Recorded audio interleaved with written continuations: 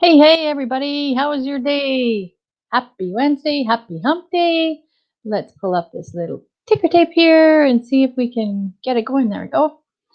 Today we're going to discuss what is holding you back. What do you think we're going to talk about with that? If you have never popped on one of my lives or never caught me live before, there is a link up above. It says StreamYard. I am streaming in 3 different places.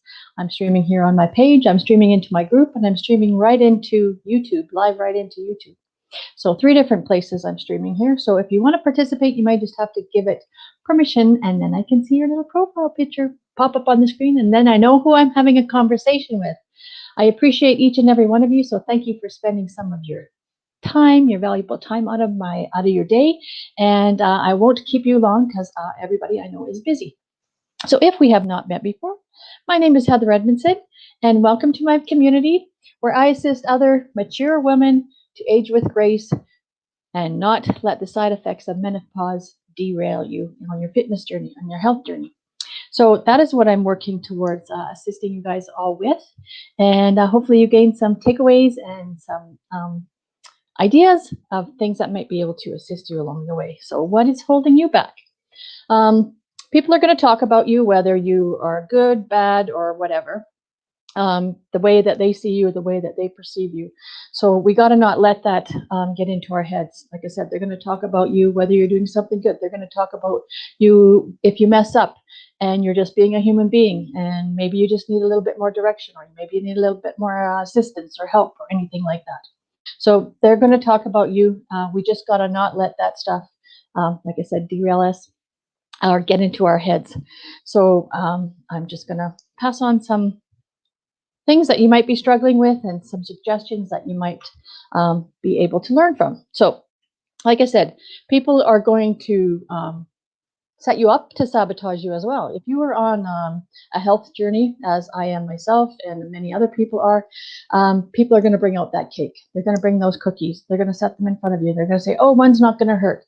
Or they're going to bring things over and put them in your fridge. And then when you open up your fridge the next time, you'll see this big, beautiful cake or things like that, et cetera, et cetera. So let's not set ourselves up by sitting there in front of the fridge and saying, oh, what's in here? That looks good. Let's not let those temptations come into the home. And with all of those temptations, we need to learn restraint, and we need to learn to have courage, and et cetera, et cetera. So let's think about this for a second. When they're looking at some of the advertisements on media, whatever platform you're following, or television, or even radio, they are trying to advertise refrigerators that have maybe televisions in, or under the counter mounts of televisions to make you spend more time in the kitchen. Time that you can be maybe using your valuable time to be learning something, or read a book, or listen to an audiobook, or anything like that. So the longer and the more amount of time that you spend in the kitchen, our brain just naturally wants to revert to putting some food in our mouth. And so if you're not setting yourself up to spend hours and hours in the kitchen and being tempted by all these different little treats or things like that, with a mental game that goes on in our mind saying that we need to put food in our mouth all the time, then maybe not think about purchasing a refrigerator or an undermount underneath your cupboard's television to have you spending more time in there. So put those things that are maybe going to derail you, don't bring them in the home, or put them out of reach. Maybe they're for a special occasion, like we have Easter coming up here right away, and so all kinds of people will bring in all kinds of little goodies and treats. And if it's like having the Halloween candy in the house way before Halloween, you end up walking by that bag, and then you end up having a couple, and you have more and more and more, and then the bag's gone, and you still have to go out and buy more Halloween candy before Halloween hits. Well, the same thing can happen with Easter. So let's maybe try and create some traditions with our family that don't revolve around food. Don't tempt us by having to put food in our mouth. Let's break that cycle. Maybe create something that's family orientated, that's like a craft or an outing. Maybe you're going for a walk or a hike, or out in the bush, or whatever it is. Have a bonfire, and you don't necessarily have to have food surrounding that as well. So try and build up your self-control by not putting all that stuff in front of your face. It's like the candy bowl that used to be on grandma's coffee table in the living room with a nice big glass lid that was too heavy for a little kid to lift. So you needed somebody as an adult or somebody that was bigger than you to lift that lid. So you could look at that candy dish, but you couldn't have any of it because you couldn't get the lid off. It's like putting that stuff in front of your face and then saying, well, you can't have that Easter candy, or you can't have that Halloween candy, or whatever the holiday is. So don't set yourself up for failure by bringing that stuff in the house. If you are going to have a day that you are going to maybe call the refeed day, maybe, let's not call it a cheat day, maybe have some healthier options. Maybe have some fruit that's dipped in some chocolate, so that you're still maybe having some chocolate, but maybe not having as much. And maybe don't dip it in the milk chocolate.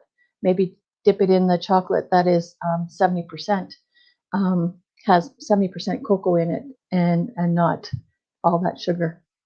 So maybe that's a suggestion that might work for you. The fruit instead of so much chocolate. Some of those big Easter bunnies are loaded with sugar and calories. So those are maybe not necessarily a good option or a good choice. So everybody struggles. Everybody has other people, like I said, that are going to set them up and try and sabotage them. Try and not have that stuff and unconsciously go and grab it when it's not necessarily you have actually eaten your supper.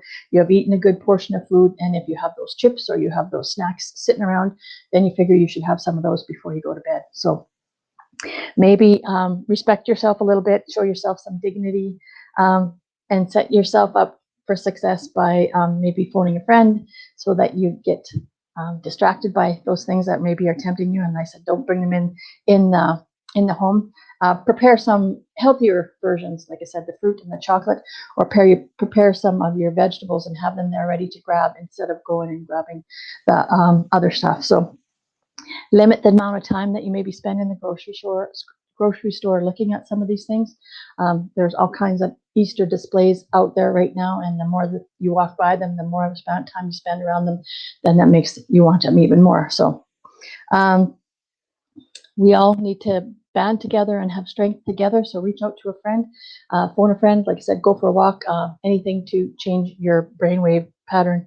And I have some interesting recipes. If that's something that you might be up your alley, that you might be interested in, you can always book a spot with me in my Calendly link, and we can have a longer chat about your performance or your things that you're struggling with or anything like that. So I'm here for you. Let me know how you guys are doing. It's wonderful to have you here. And anybody coming in on the replay, do let me know where you're coming in from, and I will give you a shout out after the fact. Thanks everybody for being here live with me, and take care and have yourself a wonderful day.